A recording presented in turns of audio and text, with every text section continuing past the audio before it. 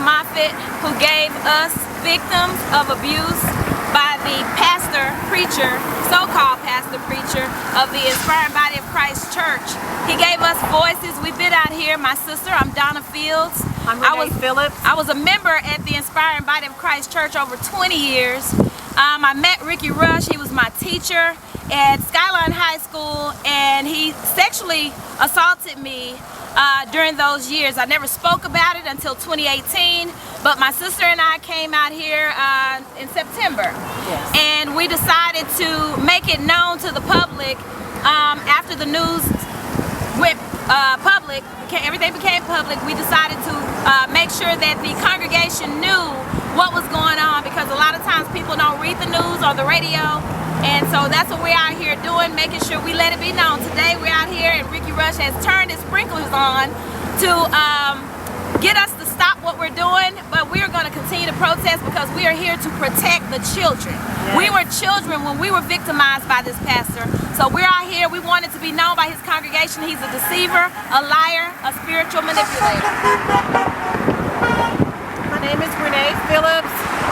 This pastor was my theater arts teacher in 10th grade at Skyline High School in Dallas, Texas. And this pastor was taking me off campus during my lunch breaks to go feed horses, to ask about inappropriate things during my lunch hour. I did not know that he was going to sexually violate me at the age of 19 years old on campus at Skyline High School, as well as 830 South Buckner, when the first building that I was a member of 8 years in 1998. This pastor have been accused of beating on teenagers, 6 and 7-year-olds, so it's not just teenagers, you know, and we want to bring awareness to the community. The Dallas Morning News, they did a fantastic job with articles of September and October issue of more than 10 allegations stemming from this pastor of his sexual abuse, physical abuse, and he knows. This pastor falsely accused me of trying to kidnap his daughter back in 1998. He called the police, told them that I was kidnapped off of Wheatland, and had over 8 police cars, a helicopter he called, and that was over a lie. Yeah, and I want to say that he lied to me and told me that my sister, he told me and the congregation of this church in 1998 that my sister kidnapped his daughter. He said that she was stalking him as well. I didn't know that my sister had been sexually assaulted or abused by Ricky Rush, and she did not know that at the age of 16, the sexual assault and abuse of me was going on, and I never said anything. As a matter of fact, it wasn't until 2018 that I came out publicly and spoke about the abuse. My sister made a Facebook post and she shared her story of allegations of abuse with Ricky Rush. I read that story and I found out at that moment that Ricky Rush had been lying to me over 20 years. And so I connected with my sister, we talked about the story, I shared with her my experiences, and I learned at that time my son, when he was a teenager, was also abused by Ricky Rush. There were documents, proof, legal documents that we read, saw, and have that shared these allegations. And at that moment, we decided to go to the Dallas police and share our experiences. And at that moment, we decided to go public. And we want this church to be aware. If they continue to go, they continue to go. We understand people may not know us and may not believe us, but the truth of the matter is this man lied about his mother's death. Right. This man said, and he wrote a book. The book is called The Pendulum. The Pendulum. Come Out Swinging. Bishop T.D. Jakes actually, forwarded this book, and so it looks like a credible book, but there is a story where this man, Ricky Rush, discusses he saw and witnessed at the age of 10 years old his mother being brutally murdered. He told me that his mother was brutally raped and murdered when he was 10 years old. And so that's how the beginning of the grooming started with me at the age of 16. I believed him. I trusted him for many years. Although he abused me, I looked at him as being someone who that happened between he and I. He made a mistake. But I learned as an adult, as a 46-year-old woman, I'm well aware of what the grooming phase is of a predator. And now I'm aware that he has been abusing sexually, physically, spiritually, mentally, and emotionally many, many, many children from the early ages of 6 years old up through even adults. So there are investigations going on, and we think that this church needs to be aware of these investigations, and we're looking for the community. Our end game is that we want to bring awareness to this situation in hopes that this congregation will be safe in protecting their children and stop listening to someone that is known for handcuffing children. There are victims out here. Yeah, he lied and said that he used toy handcuffs. The point of the matter is this man, this preacher, handcuffed children. There were girls that were beaten, handcuffed and beaten, handcuffed their wrists to their ankles, and they were beaten on several occasions. Hundreds of children experienced these things, and he said that all of these children are lying. But what we want Ricky Rush to know is that everybody is not lying, because everybody don't know each other. Everybody's not telling the same lie. You're lying, you're a deceiver, and you need to be muted.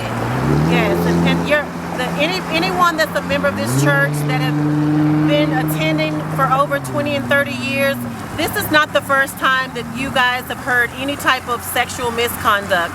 Quite frankly, I mentioned it back in 1998, and I also told as many members as I could, including pastors, and nothing happened. And here we are today in 2020 with the same story on a higher level, higher skilled crimes, physical, sexual, mental abuse, and this pastor knows. Also, this pastor's wife knows, and she needs to speak out.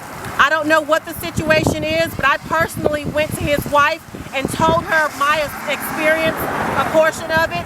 And you know what? It's time to hear from her. It's time to hear from the members if the pastor does not say something.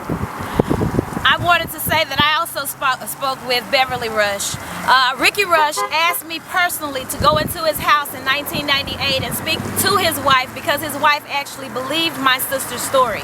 And he said that their marriage became troubled at that time, and he begged me to go into his house and talk with his wife. And at that time I went into his house because I believed him. I believed that my sister, he had told me that she was mentally ill, because she had been raped, and he said that she had become infatuated with him. So I drew very concerned with my sister because she was not explaining to me at that time about the sexual abuse. I didn't know she was traumatized and that he was silencing her. I had no clue at that time, but now I'm very much aware of the situation, and I'm very concerned about the community. I'm very concerned. This church is in Dallas. He lives in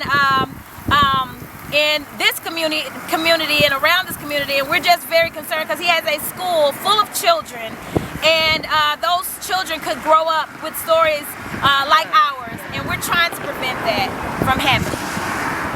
Hey, good morning, community. This is Deborah Bowles with Women Called Moses Coalition and Outreach.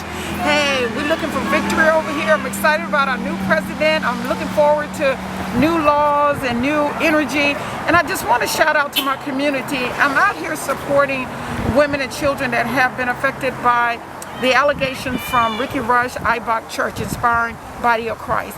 Hey, look, as an advocate, I am compelled to stand with these women and children. It saddens me that it's not enough women and men that's out here supporting these women and children. Remember, I'm not here to bash anybody, members or whatever, but it's ridiculous when a man take God and try to make a mockery out of him. First of all, this is not of God. Second of all, we must stand and help these women because they're being re-victimized. Can you imagine that somebody you trusted in religion, a pastor, a friend, to violate you? And as they said earlier, there are so many women and children that we are concerned that are being affected by this. And we as a community need to stand to make sure we protect our women and children. I am a survivor of domestic violence. The reason I stand and the reason I'm the CEO is because I know what it's like when you break silence, how you get re-victimized. And we must stand together.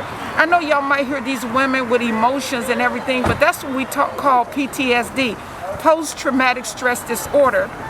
These women are dealing with a lot. Can you imagine they have to live with this the rest of their lives? It's not okay for your pastor to do the things that Ricky Raj has done to these women and children. Even though it's allegation, as people are saying, you can feel their pain. You can see the pain in their eyes. It's a trickle effect to their children. And so many of our women and children are broken because we don't have the resources in our community. We don't have the strong voices. We don't have the strong politicians that walk in our community and take a stand for our black women and our black kids. And this is really sad. It's time for us to stand up in our community and protect our children and women. Black women, as a black woman, I feel that we fight every day, all night. We fight for our men, we fight for our children, we fight for our sanity, we fight, fight, fight. Well, now I'm asking the community, please read the Dallas Morning News. Follow social media. If you don't believe them, come out here and see. Be a part of this march. This protest. It is really sad on a day like this that women and men are not out here supporting these women and children. I get chills. I cry at night because I know what it's like when you go up against a pastor. The reason I know what it's like, because I get so many women that call and say, I can't fight him. There's no way. He did this to me. He done that. And guess what? Nobody's gonna believe me because I came from a broken home. So you mean to tell me in our community, because people are less fortunate, they don't have a voice? That's the wrong message to send out. So I thank God that I have my voice, my spirit to take a stand today and say this is unacceptable. I support these women and children. God bless you.